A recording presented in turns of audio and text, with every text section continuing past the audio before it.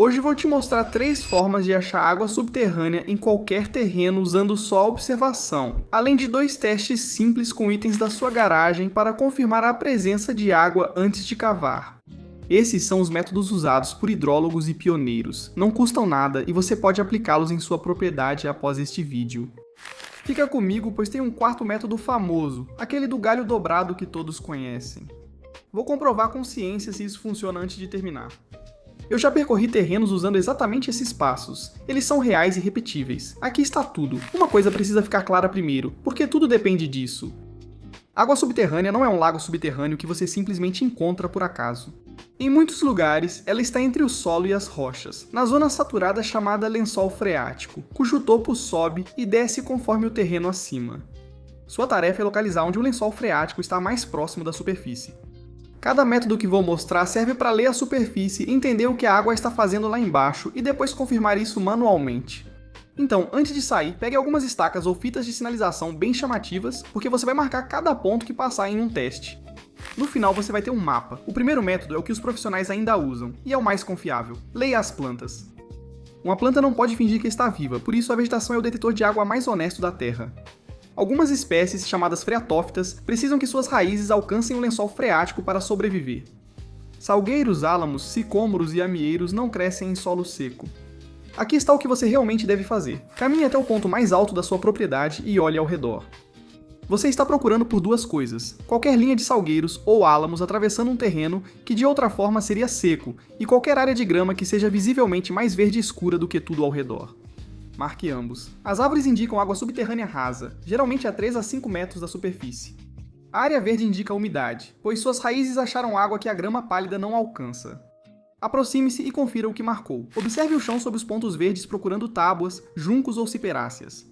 Essas 3 plantas só crescem onde a água está na superfície ou logo abaixo. Então, se encontrá-las, a água é rasa. Faça essa observação no fim do verão ou em períodos de seca, nunca após chuva, pois o sinal é mais forte. Quando tudo está seco, o verde indica onde há água. Se não souber como é um álamo ou tábua, procure a identificação da planta no celular. Esses 30 segundos de verificação diferenciam interpretar o terreno corretamente de apenas adivinhar. Marque cada local confirmado. Guarde esse mapa, pois o segundo método revela algo que as plantas não mostram, e juntos indicam onde cavar exatamente. O segundo método é analisar o terreno. A água sempre segue a gravidade, permitindo prever onde se acumula no subsolo. Confira o passo a passo. Afaste-se e identifique os pontos baixos de acúmulo na propriedade. A base de uma encosta onde a colina se nivela com o vale, uma depressão entre 2 colinas cujas encostas se unem, e o pé de uma colina onde o terreno íngreme suaviza até ficar plano. Essas 3 formas de relevo ficam acima do lençol freático raso mais frequentemente que áreas elevadas. Caminhe até cada uma e marque. O objetivo é identificar terreno côncavo. Imagine a parte de dentro de uma tigela. O terreno convexo faz a água escorrer para todos os lados, deixando o lençol freático mais profundo e tornando a escavação um desperdício. O terreno côncavo a reúne. Aqui está a maneira mais simples de testar o terreno em que você está pisando. Derrame água aos seus pés e veja para onde escorre. Se ela escorrer para longe de você em todas as direções, está em uma crista. Siga em frente. Se ela se acumular ou escorrer em direção a um único ponto baixo, siga por esse caminho. Esse ponto baixo é seu candidato e aqui fica interessante. Volte para suas bandeiras. Onde um corredor verde de salgueiros do primeiro método leva direto ao ponto côncavo de acúmulo do segundo, você não precisa mais adivinhar. Coloque uma bandeira dupla ali. O local passou por 2 testes independentes. O terceiro método funciona em um horário em que quase ninguém está fora. Amanhecer. Antes do sol, o solo mostra sua umidade em ondas que somem até o meio da manhã, então basta uma única manhã bem cedo para fazer isso. Ajuste o alarme, saia logo ao primeiro clarão do dia e caminhe pelos pontos marcados. Observe onde a neblina rente ao chão ou a névoa baixa se forma e fica. A névoa se acumula e o solo libera umidade onde o lençol freático é raso. Se o resto do campo estiver limpo, mas um bolsão baixo mantiver uma camada de névoa, marque esse local com atenção.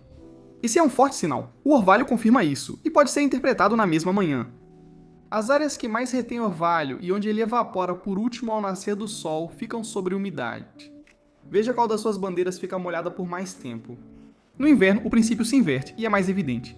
Áreas onde a geada ou neve derretem mais rápido são mais quentes, pois o solo retém água, que modera a temperatura. Se estiver assistindo nos meses frios, amanhã de manhã saia e veja onde a geada já sumiu enquanto o restante ainda está branco. Levam uma manhã para aprender, mas poucos ensinam hoje. Agora, seu melhor local tem névoa sobre um corredor verde em terreno baixo e côncavo, que retém orvalho por mais tempo. 3 métodos, um quadrado de terra. Agora, o famoso. Todos já viram, e se presenciou alguém fazendo, garante que é real. Pegue um galho em iglus, geralmente de salgueiro ou aveleira. Segure as pontas com cada mão e a ponta voltada para a frente. Você dobra 2 hastes de metal em L e as segura frouxamente para balançarem. Você caminha devagar pelo terreno e, ao passar sobre uma veio d'água, o graveto se inclina ou as hastes de metal se cruzam sozinhas. O radiestesista sente o instrumento puxar. Eles realmente sentem isso. O puxão é completamente real para a pessoa que está segurando o graveto. O método chamado radiestesia ou rabidomancia é praticado há mais de 400 anos. Fazendeiros pagavam bem por isso e alguns ainda pagam. Vou ser direto porque você merece a verdade, não uma história de fogueira. Isso não funciona, pelo menos não para achar água que você não encontraria de outro modo. A radiestesia já foi testada sob condições controladas mais do que quase qualquer outra prática popular na história. O maior teste ocorreu na Alemanha na década de 80. Pesquisadores reuniram centenas de radiestesistas, muitos deles profissionais confiantes, e os submeteram a testes em que a água passava por canos cujas posições eles não podiam ver. Em milhares de tentativas, os resultados foram aleatórios. Radiestesistas tiveram sucesso um dia e fracassaram no outro, sem habilidade consistente. Quando o radiestesista não via a paisagem, o galho deixava de revelar a verdade. Então, por que o galho se move? Esta é a parte realmente fascinante e é ciência de verdade. Isso se chama efeito idiomotor. Seu corpo faz pequenos movimentos musculares inconscientes, impulsionados pela expectativa, movimentos que você não sente que está fazendo e que não pretende fazer.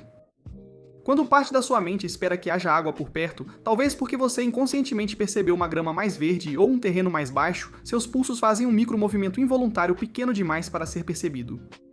A alavanca longa do bastão ou o pivô livre das varetas amplificam muito esse movimento involuntário. O bastão inclina de repente e parece se mover sozinho, já que você não o moveu conscientemente. É o mesmo efeito que move a tábua Ouija, sensação real, sem sinal externo. E aqui está a reviravolta que liga tudo. A radiestesia parecia funcionar por séculos, porque radiestesistas experientes geralmente eram também leitores de terreno. Eles caminhavam pela propriedade, notando salgueiros, corredores verdes, terreno côncavo e a umidade matinal, usando os 3 métodos que mencionei, enquanto o inconsciente guiava a vareta corretamente. A vareta era teatro, os olhos faziam o trabalho. Então, esqueça a vareta e leia o terreno diretamente. É mais preciso, porque agora você está fazendo isso conscientemente, em vez de deixar um espasmo decidir. Confirme isso antes que alguém cave um poço com 2 testes que você mesmo pode fazer essa semana.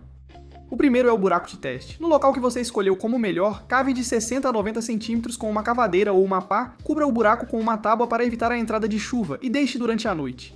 Volte na manhã seguinte. Se a água tiver infiltrado no fundo, o lençol freático está raso ali mesmo. Você encontrou. O segundo é o teste de condensação, usado quando há suspeita de umidade, mas não é possível cavar fundo. Limpe um pedaço de solo exposto, coloque um pote de vidro vazio ou plástico transparente sobre ele, prenda as bordas e deixe do entardecer até o meio da manhã. Muita condensação na parte de baixo indica que o solo está liberando umidade, sinal direto de água próxima da superfície. Faça os 2 testes nos seus 2 ou 3 pontos mais promissores e compare qual enche mais rápido ou fica mais embaçado, e ali a água está mais próxima. Você acabou de encontrar com uma pá e um pote. A Terra vem mostrando às pessoas onde a água está desde que elas passaram a precisar dela. Muitos de nós esquecemos como ouvir, e agora você pode sair lá fora e ouvir por si mesmo. Obrigado por assistir. Se aprendeu algo interessante, compartilhe com quem também acharia fascinante. Até o próximo vídeo.